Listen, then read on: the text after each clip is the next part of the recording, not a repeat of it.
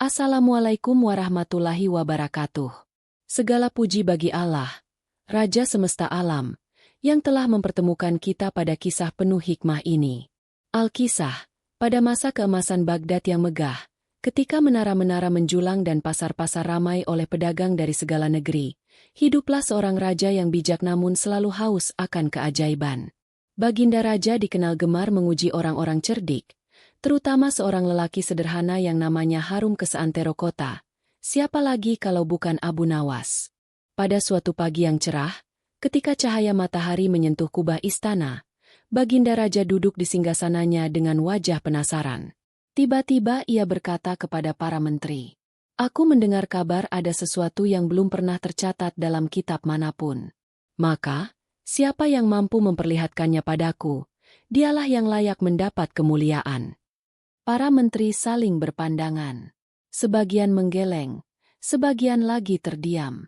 Bagaimana mungkin ada sesuatu yang tak pernah tertulis? Bukankah segala ilmu telah termaktub dalam kitab-kitab besar? Namun seorang pejabat tua memberanikan diri berkata, "Baginda, tiada orang di negeri ini yang mampu, kecuali Abu Nawas." Maka seketika itu pula, utusan istana dikirim ke rumah Abu Nawas. Abu Nawas yang tengah duduk santai di beranda rumahnya, dikejutkan oleh kedatangan prajurit berseragam. Dengan langkah mantap, mereka berkata, "Wahai Abu Nawas, Baginda Raja memanggilmu. Engkau diminta segera datang ke istana untuk menjawab titah yang tiada seorang pun dapat menjawabnya." Abu Nawas terperanjat sejenak. Namun dengan senyum khasnya, ia menjawab, "Baiklah, jika Raja menghendaki, aku akan datang. Tetapi katakanlah, apakah titah itu tentang makanan? Atau tentang hutang?" Prajurit itu menggeleng. "Bukan, wahai Abu Nawas. Titah ini tentang sesuatu yang tidak pernah tercatat dalam kitab manapun." Mendengar itu, Abu Nawas mengusap jenggotnya. Matanya berbinar penuh tanda tanya. Di balik wajahnya yang tampak lugu, tersembunyi akal yang mulai berputar. Rupanya Baginda tengah merindukan permainan baru, gumamnya dalam hati. Dengan langkah tenang, Abu Nawas menuju istana. Ia tahu, di balik undangan aneh ini, tersimpan kesempatan besar untuk menunjukkan kecerdikan yang kelak tak akan mudah dilupakan. Dan begitulah, Abu Nawas pun berdiri di hadapan Baginda Raja, siap menerima tantangan yang akan mengubah namanya menjadi legenda. Tatkala Abu Nawas sampai di balairung istana, suasana begitu hening. Dinding-dinding berlapis marmer memantulkan cahaya pelita, sementara para menteri dan pejabat duduk berjejer dengan wajah tegang. Semua menanti apakah si cerdik itu sanggup menjawab titah Baginda. Baginda Raja menatap Abu Nawas dari singgasananya. Sorot matanya tajam namun bibirnya menyungging senyum tipis. "Wahai Abu Nawas," sabda Baginda dengan suara berat, "aku ingin engkau menunjukkan sesuatu kepadaku.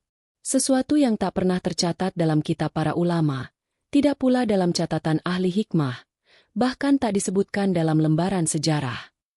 Suasana balairung semakin senyap. Para pejabat menahan napas. Abu Nawas terdiam sejenak, lalu menunduk hormat. "Baginda," ujarnya lembut, "perintah paduka laksana gunung yang menjulang. Bagaimana mungkin hamba, seorang fakir miskin, mampu menyingkap rahasia yang tak terhimpun dalam kitab-kitab para ulama?" Raja tersenyum licik. "Itulah sebabnya aku memanggilmu, Abu Nawas. Karena engkau berbeda dengan mereka. Bila engkau gagal, niscaya aku akan tahu bahwa kabar tentang kepandaianmu hanyalah dongeng semata." Beberapa menteri menutup mulut, menahan tawa mengejek. Gubernur Baghdad yang duduk di sisi raja menunduk sambil berbisik, "Baginda, hamba yakin ia tak akan mampu. Biar hari ini terbongkar semua kepalsuannya."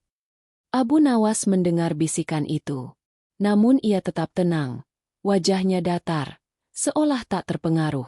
Dalam hatinya ia berkata, "Andai saja mereka tahu, sesuatu yang tak tercatat bukanlah barang gaib, melainkan perkara sederhana yang kerap mereka remehkan." Abu Nawas lalu menatap Baginda Raja dengan penuh keyakinan. "Paduka yang mulia, izinkan hamba memohon sedikit waktu. Beri hamba 3 hari untuk mencari jawaban atas titah paduka. Setelah itu, biarlah Baginda menimbang, apakah Abu Nawas layak disebut cerdik, atau hanya budak yang tolol. Raja mengangguk. Baiklah, aku beri engkau 3 hari. Namun ingat, bila engkau kembali dengan tangan kosong, bukan saja engkau akan kehilangan kemuliaan, bahkan mungkin nyawamu pun akan melayang. Abu Nawas tersenyum sambil menunduk hormat. Titah paduka laksana cahaya bulan. Hamba takkan melupakannya. Maka Abu Nawas pun meninggalkan istana dengan langkah ringan, seolah ancaman mati tak berarti apa-apa baginya. Padahal, di balik senyum itu, otaknya bekerja keras menyusun siasat. 3 hari. Hanya 3 hari untuk membuktikan bahwa ada rahasia agung yang tak pernah tercatat dalam buku manapun. Dan Abu Nawas sudah tahu, jalan menuju rahasia itu bukanlah di dalam istana, melainkan di tengah rakyat jelata. Keluar dari istana, Abu Nawas berjalan perlahan menyusuri jalanan Baghdad yang ramai. Matahari siang memantulkan cahaya keemasan di atas atap-atap rumah, sementara hiruk-pikuk pedagang memenuhi udara dengan suara tawar-menawar.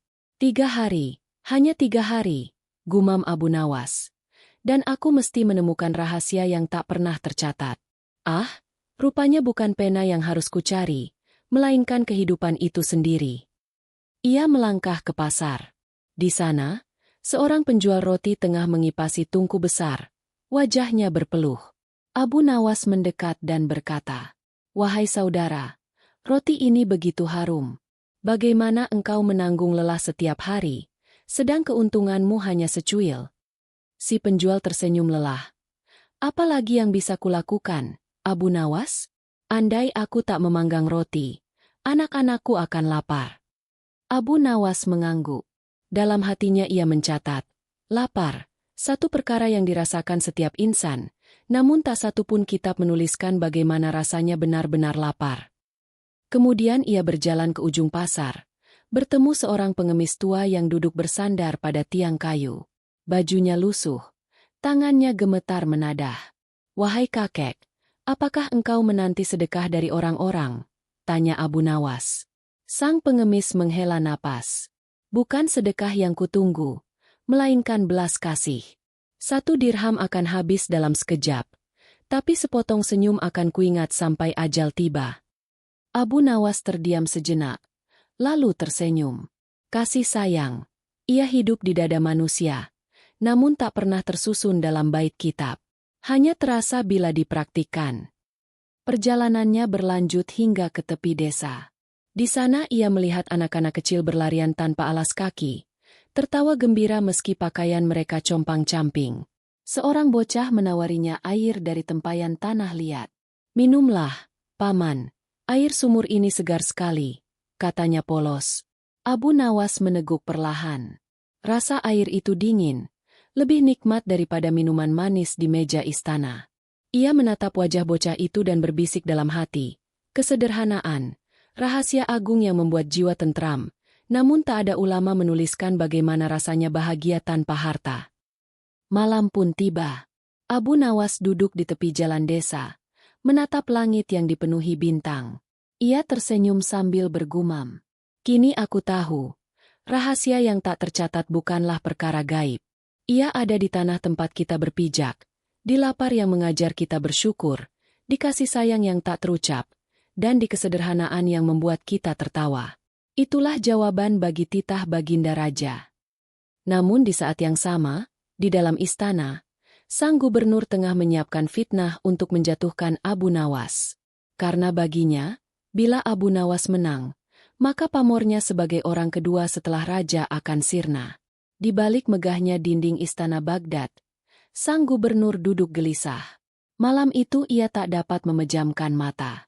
Bayangan tentang Abu Nawas, dengan segala kepintaran dan kelicikannya, membuat hatinya panas. Andai si pengemis cerdik itu berhasil lagi, gumamnya penuh iri, Baginda Raja tentu makin percaya kepadanya. Lalu siapa yang akan mengindahkan aku, gubernur Baghdad ini? Tidak. Aku harus menjatuhkannya. Keesokan paginya, sang gubernur menghadap Baginda Raja dengan wajah muram. Ia menunduk rendah seakan penuh hormat, namun lidahnya berbalut racun. Paduka yang mulia, ucapnya lembut. Apakah tidak terlalu berbahaya bila terus memberi ruang kepada Abu Nawas?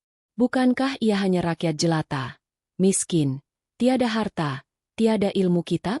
Jangan-jangan segala kelicikan yang ia perbuat hanyalah tipu muslihat belaka.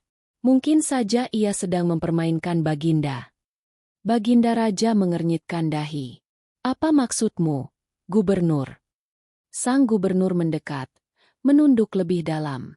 Hamba mendengar kabar bahwa Abu Nawas berkeliling pasar dan desa, berpura-pura mencari sesuatu. Namun sejatinya, ia hanya ingin mengulur waktu. 3 hari bukan ia gunakan untuk mencari jawaban, melainkan untuk menertawakan perintah Baginda. Raja terdiam sejenak. Ia mengenal Abu Nawas sebagai orang cerdik, namun tak jarang tingkahnya memang terkesan mempermainkan. Apakah engkau yakin akan hal itu? Tanya Baginda dengan nada ragu. Sang gubernur segera mengangguk penuh kepastian. Demi Allah, Baginda, izinkan hamba bersumpah. Abu Nawas tiada memiliki jawaban apa-apa. Ia hanya menunggu waktu agar bisa kembali ke istana dengan dongeng kosong. Alangkah baiknya bila sejak kini Baginda bersiap memberi hukuman. Para menteri yang duduk di sekeliling balairung mulai berbisik-bisik. Ada yang percaya, ada pula yang meragukan. Namun kata-kata sang gubernur bak bara api yang membakar hati sebagian pejabat. Raja pun berkata lirih. Baiklah, bila benar Abu Nawas hanya mempermainkanku, ia akan menanggung akibatnya. Aku akan menunggu hari ketiga, dan bila ia gagal, kepalanya akan menjadi taruhannya. Mendengar itu, sang gubernur tersenyum puas, meski senyum itu ia sembunyikan di balik janggut tebalnya. Sementara itu, di rumahnya yang sederhana, Abu Nawas duduk bersila di lantai tanah. Ia menatap segenggam tanah yang ia simpan dalam peti kecil, juga sepotong roti kering di sisinya.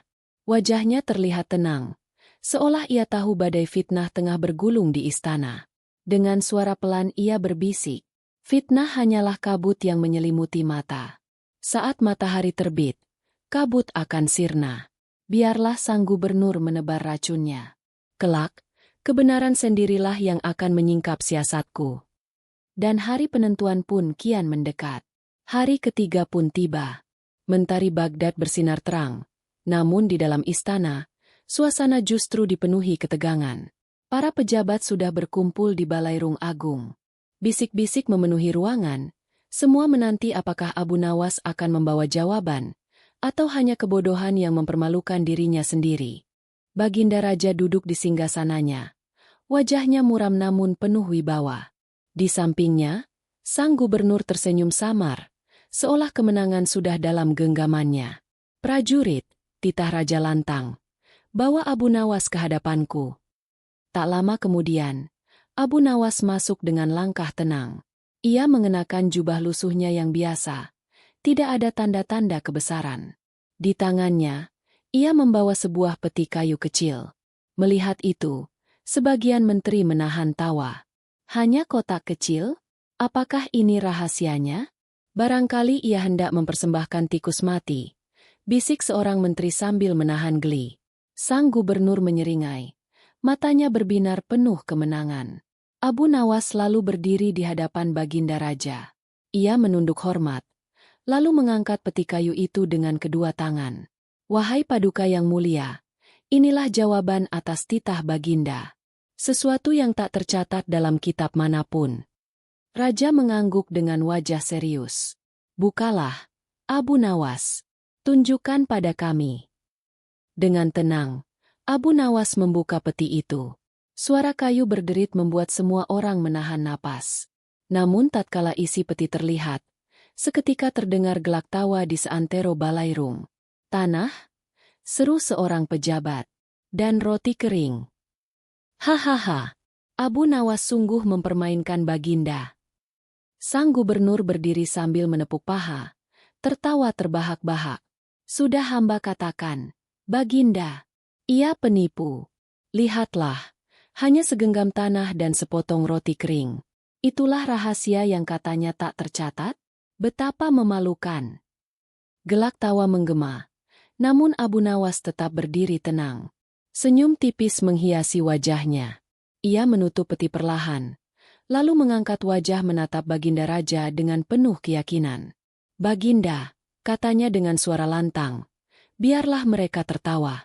Tetapi izinkan hamba menjelaskan. Sebab di balik tanah dan roti ini, tersembunyi rahasia besar yang tiada kita pun sanggup menuliskannya."